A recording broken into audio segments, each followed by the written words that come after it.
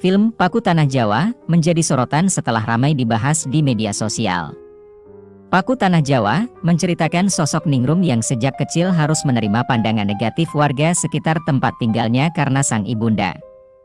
Handini, ibunda Ningrum kerap diisukan memiliki banyak pria untuk melakukan syarat pesugihan.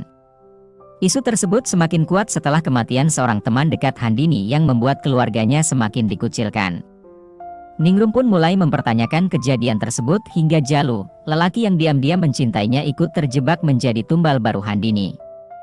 Kekacauan mulai muncul lantaran sepupu Ningrum dirasuki roh jahat hingga sang gadis mulai menerima berbagai petunjuk soal kelakuan sang ibunda. Ningrum akhirnya menemui seorang kiai yang memberinya tombak sakti bernama Paku Tanah Jawa, di mana kabarnya bisa memusnahkan ilmu hitam di muka bumi. Film Paku Tanah Jawa menjadi sorotan setelah ramai dibahas di media sosial. Paku Tanah Jawa menceritakan sosok Ningrum yang sejak kecil harus menerima pandangan negatif warga sekitar tempat tinggalnya karena sang ibunda.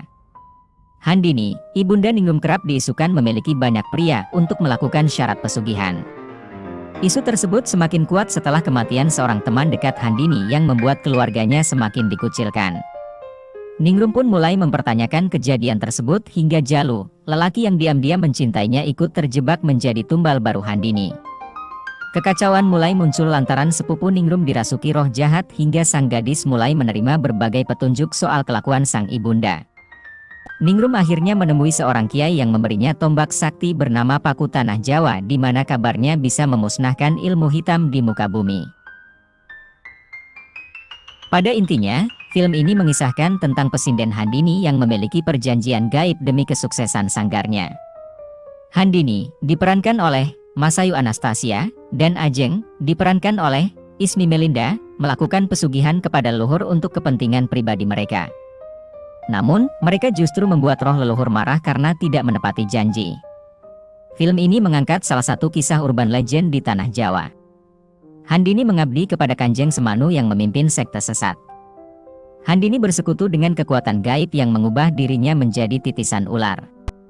Ketika ada korban, kecantikan Handini semakin mempesona dan laki-laki akan tergoda melihatnya. Ningrum diperankan oleh Giselma Firmansyah, anak Handini, menentang pesugihan tersebut. Ia ditemani oleh sepupunya, Santi, diperankan oleh Badriah Afif. Hidup Ningrum semakin tidak tenang ketika lelaki yang diam-diam ia cintai, Jalu, justru terjebak menjadi tumbal baru Handini. Ningrum pun harus melawan banyak teror gaib. Akhirnya, Ningrum mendapatkan petunjuk dan meminta bantuan pada seorang kiai yang memberinya tombak sakti yang dapat digunakan untuk memusnahkan ilmu hitam di muka bumi.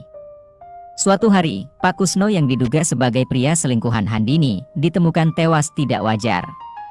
Mami, istri Pak Kusno, kemudian menyuruh Jalu untuk mencari tahu apakah harta peninggalan suaminya masih ada pada Handini. Alih-alih ingin membantu Mami, Jalu malah terlibat cinta dengan Handini, yang tengah mencari tumbal anak lelaki tunggal yang memenuhi syarat, terutama karena perjanjian gaib Handini sudah jatuh tempo. Paku Tanah Jawa memiliki lonjak takut yang berlapis-lapis. Ketegangan dan ketakutan menjadi euforia yang ditawarkan film ini kepada penonton kala duduk di dalam bioskop. Belum lagi sound design yang menurut penulis, digarap dengan cukup apik. Sepanjang film, produksi sound jadi yang amat mendukung development suasana. Ibarat kata, bikin skene semakin menyeramkan serta siap membuat bulu kuduk penonton bergidik merinding. Kendati menyajikan lonjak takut yang lumayan intens, penampakan setan di film ini tidak begitu menyeramkan, kok. Masih aman untuk dilihat dengan mata tanpa ditutupi tangan.